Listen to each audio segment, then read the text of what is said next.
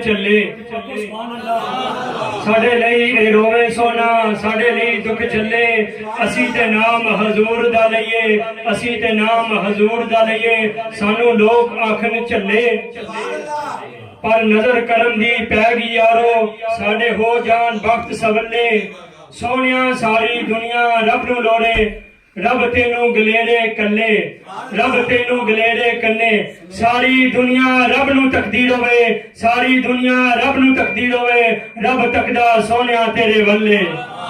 ਨਾਰਾਏ ਤਕਬੀਰ, ਨਾਰਾਏ ਤਕਬੀਰ, ਨਾਰਾਏ ਰਿਸਾਲਤ, ਨਾਰਾਏ हैदरी, नाराए तहकीक। जश्न ईद मिलाद नबी, सरकार की आमद, मंठार की आमद, सोने की आमद।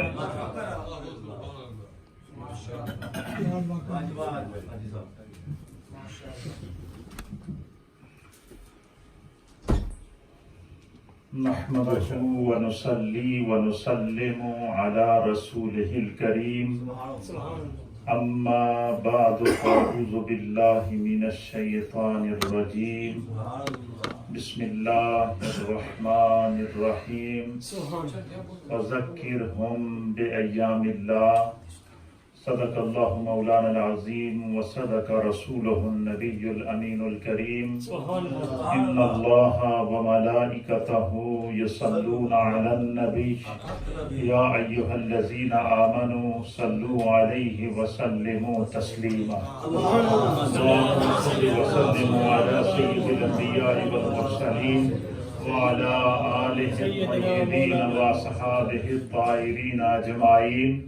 अस्सलातु वस्सलामु अलैका या सय्यदी या रसूल अल्लाह व अला आलिका व अस्हाबिका या सय्यदी या हबीब अल्लाह। अस्सलातु वस्सलामु अलैका या सय्यदी या रसूल अल्लाह व अला आलिका व अस्हाबिका या सय्यदी या रहमतल लिल आलमीन। हम्दो सलात के बाद नहायत ही मखदूम व मोहतरम फाजिल जलील आलिम नबील हज़रत अल्लामा मौलाना मुफ्ती ताहिर अली साहब अल-अज़हरी दामत बरकातुहुल आलिया और नहायत ही मखदूम व मोहतरम अज़ीम सनाख़वान रसूल नबी पाक सल्लल्लाहु ताला अलैहि व आलिहि वसल्लम की बारगाह की वो खूबसूरत आवाज़ जिसे सुनने से अपने असलाफ की याद ताज़ा हो जाती है। जनाब कारी समुंदर खान साहब और आज की इस खूबसूरत पुररौनक बाबरकत इल्मी फ़िक्री और रूहानी महफिल के मुअस्सिस मेज़बान जनाब अलहाज तफ़ैल साहब और बरादर मुकर्रम जनाब मेहरान सिद्दीकी साहब और सामीन ज़ीवकार ख़वातीन व अहबाब, मैं सबसे पहले हाजी तफ़ैल साहब को अपने घर के अंदर इस अज़ीम व शान महफ़िल ज़िक्र मुस्तफ़ा के इनेकात पर हदिया तबरीक पेश करता हूँ। ये वही लोग अपने घरों में मजालिस का एहतमाम करते हैं या ज़िक्र खुदा और ज़िक्र मुस्तफ़ा का एहतमाम करते हैं जिनकी मोहब्बत अल्लाह और उसके हबीब की बारगाह में मकबूल होती है। ये बड़ी खुशकिस्मती और सादत की बात है। हदीस पाक में आता है कि अल्लाह के हबीब अलैहिस्सलातु वस्सलाम ने फरमाया कि ज़मीन के जिस हिस्से पर अल्लाह का ज़िक्र किया जाए ज़मीन के दूसरे टुकड़े उसको मुबारकबाद देते हैं और उसको मुबारकबादी में कहते हैं कि तुम्हें मुबारक हो, तेरे सीने पर आज अल्लाह का जिक्र हुआ है। तो जिस घर में जिक्र इलाही हो उस घर की बरक़ात का क्या आलम होगा। यही वजह है कि अल्लाह के हबीब अलैहिस्सलातु वस्सलाम ने फरमाया कि अपने घरों को कब्रस्तान न बनाओ और फरमाया कि जिस घर में तलावत कुरान न हो या जिस घर में अल्लाह का जिक्र न हो या जिस घर के अंदर इबादत और रियाजत न हो حدیث کا مفہوم ہے کہ سرکار نے فرمایا کہ وہ گھر ویران قبرستان کی مانند ہے. اس لیے اپنے گھروں کو آباد کرنا یہ ہم سب کی اولین ضرورت ہے، اور اس کے لیے ضروری بھی یہ ہے کہ جس گھر میں عبادت ہو، ریاضت ہو، دین کی باتیں ہوں، دین کی مجالس ہوں، جس گھر کی صحبت اچھی ہو، اس گھر کے اندر جو آنے والی نسل ہوتی ہے اس کو ایک بہترین پیغام ملتا ہے، کیونکہ والدین اپنی اولاد کے لیے اگزامپل ہوا کرتے ہیں. یقیناً وقت اپنے دامن میں اتنی وسعت نہیں رکھتا، ہمیں وقت کا پورا احساس ہے، لیکن میں کوشش کروں گا کہ چند بنیادی باتیں جو ان مجالس سے ہمیں سیکھنی چاہیے اور جن سے ہمیں سبق حاصل کرنا چاہیے وہ میں آپ کے گوش گزار کروں، اور اس کی آج کل بہت ضرورت ہے. اور آج کل ہماری جو مجالس ہیں، محافل ہیں، اللہ ماشاء اللہ، اکثر مجالس تو وہ ہیں کہ بس وہ مجلس تو ہو گئی لیکن جیسے آئے ایسے اٹھ کے چلے گئے. ایسا نہیں ہونا چاہیے. ہمیں ان مجالس کو، ان محافل کو بار آور بنانا چاہیے، سمر آور بنانا چاہیے، اور اس سے کچھ سیکھنا چاہیے. اور یہی آپ اپنے اکابر کی جو ہے وہ تاریخ ہسٹری اٹھا کر دیکھیں تو انہوں نے ان مجالس کے ذریعے انقلاب پیدا کیا. اس دور میں نہ ٹیلی ویژن تھا، اس دور کے اندر نہ سوشل میڈیا تھا، اس دور کے اندر نہ الیکٹرانک میڈیا تھا، اس دور کے اندر نہ کوئی سیٹلائٹ سسٹم تھا، لیکن ایک سسٹم ضرور تھا کہ جو اللہ والوں کی مجلس میں آتا تھا اس کا ظاہر بھی بدل جاتا تھا اور باطن بھی بدل جاتا تھا. سرکار دو عالم صلی اللہ علیہ وسلم کی بارگاہ میں جب صحابہ اکرام حاضر ہوتے تو صحابہ اکرام کی جب اللہ کے حبیب علیہ السلام نے تربیت کی تو الحمدللہ حضرت مولانا موجود ہیں. آپ کو میں میری یہ عادت ہوتی ہے کہ میں بڑے لاجک انداز میں گفتگو کرتا ہوں. اس انداز میں کرتا ہوں کہ جب آپ اٹھیں تو آپ میں سے ہر ایک کے دماغ میں ہو کہ ہم نے کچھ سنا ہے. اب دیکھیں سرکار دو عالم صلی اللہ علیہ وسلم نے جب اعلان نبوت فرمایا تو آپ نے اعلان نبوت سے پہلے 40 سالہ زندگی عرب کے معاشرے کے اندر گزاری. کتنی زندگی گزاری؟ اور پھر 40 سالہ زندگی گزارنے کے بعد اللہ کی طرف سے حکم ہوا کہ میرے محبوب اب آپ اعلان نبوت کر دیجئے. تو جب سرکار دو عالم صلی اللہ علیہ وسلم نے اعلان نبوت فرمایا تو عرب کا یہ ایک دستور تھا، اور اس سے پہلے ایک ہسٹری آف ہیومن چلی آ رہی تھی کہ جس نبی نے بھی اعلان نبوت کیا تو اس کے جو ماننے والے تھے، پیروکار تھے یا اس کی قوم تھی، وہ انہیں یہ کہا کرتے تھے کہ بھئی ہم آپ کو نبی جب مانیں گے کہ آپ اس پر اپنا کوئی معجزہ دکھائیں. جیسے حضرت موسیٰ علیہ السلام نے معجزات دکھائے، آپ کے مقابلے میں سامری جادوگر آیا، اس نے جو ہے وہ رسیاں پھینکی اور وہ سانپ بن گئے. پھر جو ہے وہ موسیٰ علیہ السلام نے اپنا عصا پھینکا تو وہ اژدہا بن گیا. اس طریقے سے عیسیٰ علیہ السلام نے معجزات دکھائے، نوح علیہ السلام نے معجزات دکھائے. تو ہر نبی اپنی امت کو معجزہ دکھاتا رہا. تو اللہ تعالیٰ نے اپنے حبیب مکرم جناب سید العالمین محمد الرسول اللہ صلی اللہ تعالیٰ علیہ وآلہ وسلم سے فرمایا کہ آپ اعلان نبوت فرمائیں. اور جب سرکار نے اعلان نبوت کیا تو رب کریم نے بتایا کہ اے میرے محبوب اگر یہ آپ کی نبوت کے اس بات پر معجزہ طلب کریں تو قرآن اس منظر کو بیان کرتا ہے کہ محبوب آپ ان کو صرف اتنا کہہ دیں کہ فقط لبثت فیکم عمرا من قبلی. فرمایا کہ تم مجھ سے میری نبوت کے اس بات پر معجزہ مانگتے ہو، معجزہ تو میں تمہیں بعد میں دکھاؤں گا.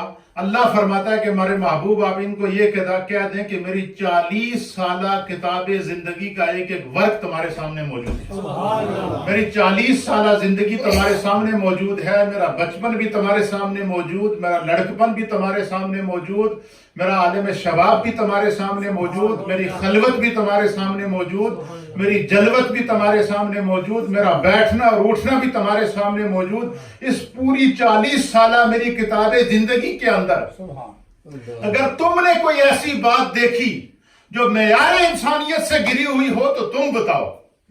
اگر تم نے میری 40 سالہ زندگی کے اندر کوئی ایسی چیز دیکھی جو کہ اخلاق اور کردار انسانیت سے گری ہوئی ہو تو تم دکھاؤ.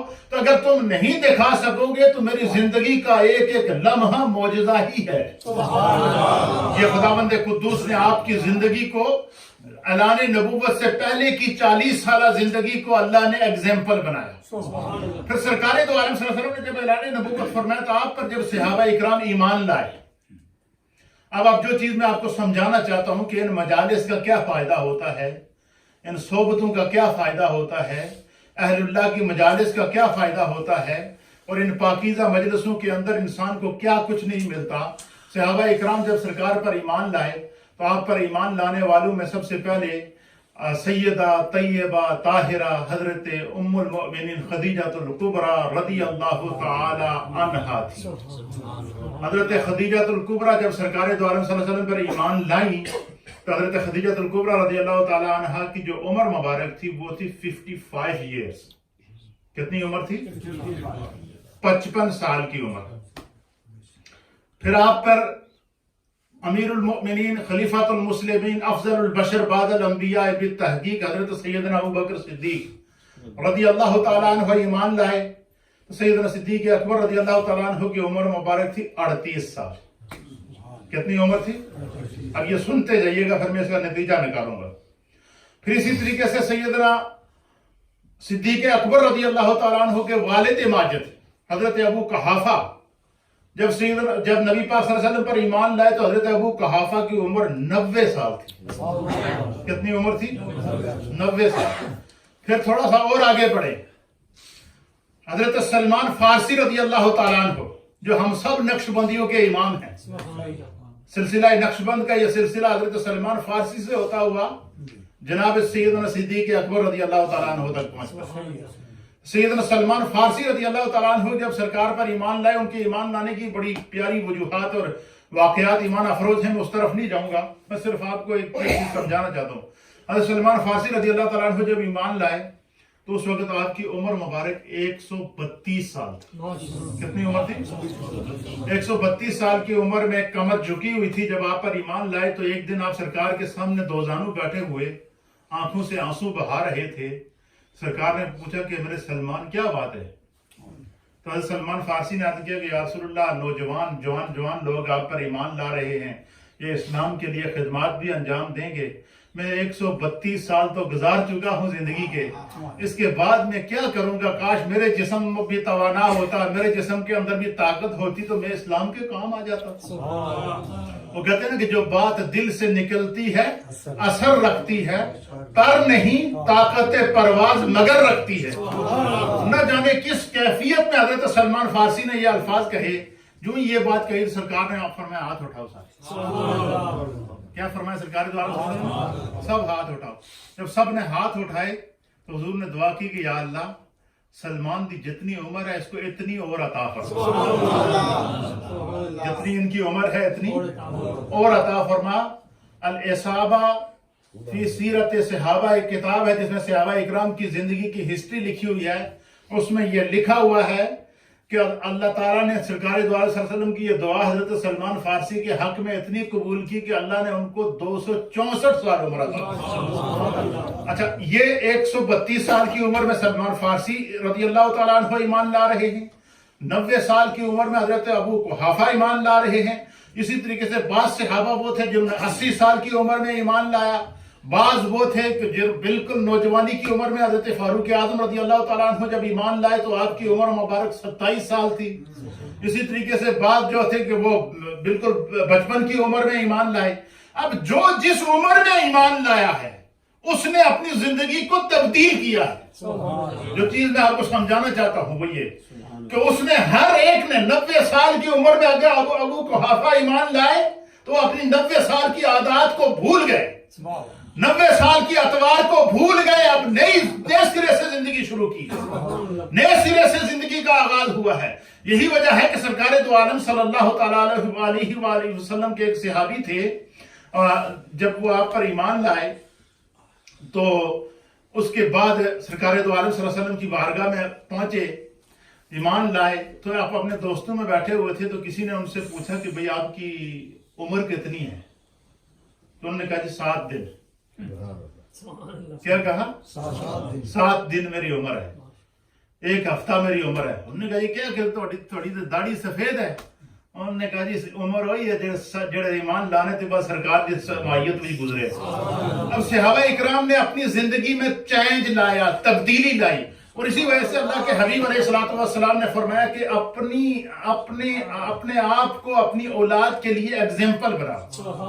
اب مثلا جو بچہ ہوتا ہے, بچہ اپنے گھر کے ماحول کو سب سے پہلے پکڑتا ہے, اور یہی اس کی میں چند مثالیں آپ کے سامنے پیش کروں گا, آپ سنیں گے انشاءاللہ آپ کا ایمان تازہ ہوگا. تو انشاءاللہ میں اپنی گفتگو کو اختتام کی طرف لے جاؤں گا. سرکار دو عالم صلی اللہ علیہ وسلم کی حدیث ہے, حضور علیہ السلام نے فرمایا کہ کل مولود یولد الا علی الفطرہ. یہ مشکوٰۃ شریف کی حدیث ہے. حضور نے فرمایا کہ ہر پیدا ہونے والا بچہ جو اس دنیا کے اندر آتا ہے, جس کی دنیا میں پیدائش ہوتی ہے, اللہ تعالیٰ اس کی جو بیسک پیدائش ہے, بیسک جو برتھ ہے, سرکار نے فرمایا کہ وہ فطرت اسلام پر ہوتی ہے. کس پر ہوتی ہے؟ اور فرمایا کہ چاہے وہ کسی کافر کے گھر میں پیدا ہو بچہ, چاہے وہ کسی یہودی کے گھر میں پیدا ہو, چاہے وہ کسی نصرانی کے گھر میں پیدا ہو, چاہے وہ کسی سکھ کے گھر میں پیدا ہو, چاہے وہ کسی ہندو کے گھر میں پیدا ہو, جو اس کی بیسک پیدائش ہے وہ باحیثیت مسلمان ہے. کیا ہے؟ اس کی مثال آپ کو دیتا ہوں کہ مثلا ہمارے کسی مسلمان کے گھر میں ہی کوئی بچہ پیدا ہو, آپ اس سے پوچھیں چھوٹی عمر میں, جب لاشعوری کی عمر میں کہ تیرا دین کیا, مذہب کیا, وہ تو نہیں بتائے گا. کیوں؟ وہ بول نہیں سکتا, وہ سوچ نہیں سکتا, وہ سمجھ نہیں سکتا, وہ آپ کی بات کا جواب نہیں دے سکتا. کیوں؟ کہ اس کی لاشعوری کی عمر ہے. فرمایا کہ جو لاشعوری کی بچے کی عمر ہو, چاہے وہ کسی کافر کے گھر میں ہی پیدا ہو, اسے اللہ باحیثیت مسلمان پیدا کرتا ہے. پھر کیا کرتا ہے؟ پھر حضور علیہ الصلوۃ والسلام نے فرمایا کہ جب اس بچے کے اندر شعور پیدا ہوتا ہے, جب اس بچے کے اندر سوچنے اور سمجھنے کی صلاحیت پیدا ہوتی ہے, جب اس بچے کے اندر جو وہ اتنی صلاحیت پیدا ہوتی ہے کہ وہ دوسرے کو دیکھ کر اس کے بات کا جواب دے سکے, حضور علیہ السلام نے فرمایا کہ سب سے پہلے بچہ اپنے گھر کے ماحول کو پکڑتا ہے. کیا کرتا ہے؟ سب بچے کا جو اخلاق بنے گا وہ اپنے گھر سے بنے گا, بچے کو جو صحبت ملے گی وہ اپنے گھر سے ملے گی, بچے کو جو ہے وہ جو بھی بچے کی عادات اور اطوار آپ دیکھیں گے, اس کے اخلاق کو دیکھیں گے, کردار کو دیکھیں گے, سوسائٹی کو دیکھیں گے, حضور نے فرمایا اس کی بنیاد اس کے گھر سے ہوگی. کیوں؟ سرکار نے فرمایا وَوَالِدَيْهِ يُحَوِّدَانِهِ وَيُنَصِّرَانِهِ وَيُمَجِّسَانِهِ. فرمایا کہ وہ جب پیدا ہوا تھا تو یہودی نہیں تھا, جب شعور کو پہنچا تو اپنے والدین کو دیکھ کر اس نے یہودیت اختیار کی تھی. جب پیدا ہوا تھا تو یہودی نہیں تھا, جب پیدا ہوا تھا تو نصرانی نہیں تھا. اپنے والدین کو دیکھ کر, گھر کے ماحول کو دیکھ کر, اپنی صحبت کو دیکھ کر اس نے نصرانیت کو اختیار کیا ہے. اس لیے سرکار دو عالم صلی اللہ علیہ وسلم نے فرمایا کہ اپنے گھر میں اپنے بچوں کو وہ ماحول دو کہ بچہ جب شعور کو پہنچے تو اس کے ذہن میں سب سے پہلی یہ بات آئی کہ میں مسلمان ہوں, میں مومن ہوں, میرا یہ دین ہے اور میرے دین کے یہ تقاضے ہیں. یہ ہے حضور علیہ الصلوۃ والسلام کی حدیث کا مفہوم. اب میں آپ کے سامنے سرکار دو عالم صلی اللہ علیہ وسلم کا عمل رکھوں گا کہ حضور نے اس حدیث کے مطابق سرکار نے خود عمل کر کے دکھایا. وہ عمل کیسے کر کے دکھایا؟ حدیث پاک کے اندر آتا ہے کہ سرکار دو عالم صلی اللہ علیہ وسلم کی بارگاہ میں خبر پہنچی کہ آپ کی بیٹی فاطمہ کو اللہ نے بیٹا عطا فرمایا. حضرت امام حسین رضی اللہ تعالیٰ عنہ اور حضرت امام حسن جب پیدا ہوئے تو جس وقت سرکار کو امام حسین رضی اللہ تعالیٰ عنہ کی اطلاع دی گئی یا جس وقت امام حسن رضی اللہ تعالیٰ عنہ کی اطلاع دی گئی, حدیث کے اندر آتا ہے کہ سرکار کو جب بتایا گیا کہ آپ کی بیٹی فاطمہ کو اللہ نے بیٹا عطا فرمایا تو سرکار دو عالم صلی اللہ علیہ وسلم بیٹھے ہوئے تھے, خوشی سے کھڑے ہو گئے, خوشی سے کھڑے ہو گئے. حدیث کے اندر آتا سرکار نے اپنی جو چادر مبارک تھی وہ زمین پر بچھائی تھی, سرکار نے وہ چادر اٹھائی, کندھے پر رکھی اور تیز تیز قدموں کے ساتھ خوشی سے مچلتے ہوئے سیدہ کائنات کے گھر کی طرف جا رہے ہیں. پتہ چلا کسی کی ولادت پر خوشی منانا یہ سنت مصطفیٰ ہے. امام علی مقام امام حسین اور امام علی مقام حضرت امام حسن, حسنین کریمین کی ولادت باسعادت پر سرکار نے خوشی کا اظہار کیا. تو کسی کی پیدائش پر خوشی کا اظہار کرنا یہ سنت مصطفیٰ ہے. اگر حسنین کریمین کی پیدائش پر سرکار خوشی اس کا اظہار کرتے ہوئے مچلتے ہوئے سیدہ کائنات کے گھر جائیں تو وہ آقا جو سید الکائنات ہیں, جو امام الانبیاء ہیں, ان کی پیدائش کے اوپر خوشی کا کیا عالم ہوا. होगा, क्या आलम हुआ होगा, उसके ऊपर मैं आपको बात की तरफ ले जाऊंगा। कहते हैं कि जब सरकार आए तो आपको आपने खुशी से हदीस के अंदर आता आपका चेहरा खिल रहा था। हुजूर ने आकर फरमाया कि मेरे बेटे को मुझे दिखाओ। इमाम हुसैन रज़ी अल्लाह तआला अन्हु को लाया गया सरकार के पास। हदीस के अंदर आता है हज़रत उम्मे फजल कहती हैं कि हमने सफेद कपड़े के अंदर लपेट कर हज़रत इमाम हुसैन को सरकार के सामने पेश किया। तो कहते सरकार ने ऐसे दोनों हाथों से उठाकर अपने सामने ले गए। पहली नजर जब सरकार के हज़रत इमाम हुसैन पर पड़ी, हज़रत इमाम हुसैन के बारे में भी यही रवायत है और हज़रत इमाम हसन के बारे में भी यही रवायत है कि जब पहली नजर आपकी पड़ी तो सरकार दो आलम सल्लल्लाहु अलैहि वसल्लम ने सबसे पहला जो अमल किया, देखते ही हसनैन करीमैन की पेशानी पर बोसा दिया। क्या किया? जब इमाम हुसैन पैदा हुए आपने ऐसे ही किया, और जब इमाम हसन पैदा हुए आपने ऐसा ही किया, उनकी पेशानी पर बोसा दिया। बोसा देने के बाद फिर सरकार दो आलम सल्लल्लाहु अलैहि वसल्लम के हदीस के अंदर आता है कि हुजूर ने खजूर मंगाई, उस खजूर को चबाया। चबाने के बाद जब वो खजूर का गूदा उनके मुंह के अंदर बन गया तो सरकार ने अपनी जुबान से हजरत इमाम हुसैन और हजरत इमाम हसन उनकी पैदाइश के वक्त उनके मुंह खोल के उनके पहला लुकमा, जिसको हम अपनी जुबान में घुट्टी कहते हैं, सरकार ने अपनी जुबान से उनकी जुबान पर छोड़ा। मुंह के अंदर जो पहला लुकमा जा रहा है वो भी जुबान मुस्तफा के जरिए जा रहा है। फिर उसके बाद क्या हुआ, सरकार दो आलम सल्लल्लाहु तआला अलैहि वसल्लम हदीस के अंदर आता है कि हुजूर अलैहिस्सलातु वस्सलाम ने हसनैन करीमैन के दाएं कान में अजान और बाएं कान में अकामत खुद फरमाई। बाद उलमा ने लिखा है कि सरकार दो आलम सल्लल्लाहु अलैहि वसल्लम ने जिस तरह नमाज के लिए अजान होती है खुद कभी अजान नहीं दी बइख्तिलाफ रवायत। उसकी बाद में वजूहात भी लिखी है कि किस लिए खुद अजान नहीं दी, इसलिए कि जब अगर सरकार दो आलम सल्लल्लाहु अलैहि वसल्लम अजान देते हुए कहते हय्य अला सलाह और किसी के कान में मुस्तफा करीम की आवाज पड़ती कि नमाज की तरफ आओ और वो ना आता तो उसका ईमान मारज़े खतर में पड़ जाता। ये एक वजह लिखी है। और बाद में लिखा है कि बाद मकामात पर सरकार दो आलम सल्लल्लाहु अलैहि वसल्लम ने अजान दी। तो